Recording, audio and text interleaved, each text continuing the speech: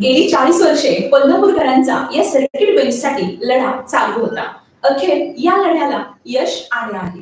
मुंबई उच्च न्यायालयाच्या कोल्हापूर या सर्किट बेंचचे उद्घाटन सरन्यायाधीश भूषण गवई यांच्या हस्ते झाले आहे. सर्किट बेंच कोल्हापूरमध्ये व्हावे यासाठी दीर्घकाळ लढा सुरू होता. पण तुम्हाला माहित आहे का, खंडपीठ आणि सर्किट बेंच यामध्ये नेमका फरक काय असतो? मुंबई उच्च न्यायालयाचे 3 ठिकाणी नागपूर, औरंगाबाद, गोवा येथे खंडपीठ आहे. मुंबई उच्च न्यायालयाअंतर्गत महाराष्ट्र, दादरा नगर हवेली, गोवा, दमण, दीव हे प्रदेश येतात. खंडपीठ हे कायमस्वरूपी बेंच असते. यासाठी घटनात्मक प्रक्रिया पूर्ण करावी लागते. या बाबतीत राज्याचे उच्च न्यायालयाचे मुख्य न्यायमूर्ती याबाबतचा प्रस्ताव सर्वोच्च न्यायालयाकडे पाठवतात. याला घटनात्मक मंजुरी मिळवून राष्ट्रपती याबाबत नोटिफिकेशन जारी करतात. सर्किट बेंच नेमण्याचे अधिकार हे राज्याच्या मुख्य न्यायमूर्तींना असतात.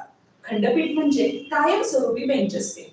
खंडपीठ देण्याचा अधिकार सर्वोच्च न्यायालयाचे मुख्य न्यायमूर्ती यांच्याद्वारेच राष्ट्रपतींना असतो. सर्किट बेंचचे नोटिफिकेशन राज्यपाल प्रसिद्ध करतात, तर खंडपीठाचे नोटिफिकेशन राष्ट्रपती प्रसिद्ध करतात. तसेच खंडपीठ आणि सर्किट बेंच यांच्यामध्ये न्यायदानाची पद्धत ही सारखीच असते.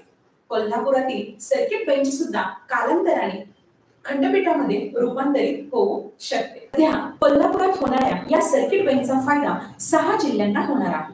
कोल्हापूरसह सोलापूर, सांगली, सातारा, रत्नागिरी आणि सिंधुदुर्ग या जिल्ह्यांचा समावेश आहे. कोल्हापूरच्या सर्किट बेंचचे रूपांतर कालांतराने खंडपीठात होऊ शकते.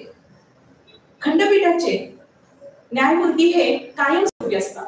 सर्किट बेंच व खंडपीठ यांची स्थापना, न्यायमूर्तींची नियुक्ती याबाबत फारसा फरक असला तरी खटला चालवण्याचा व न्यायालयीन कामकाजाची प्रक्रिया यांच्यामध्ये कोणताही बदल असत नाही.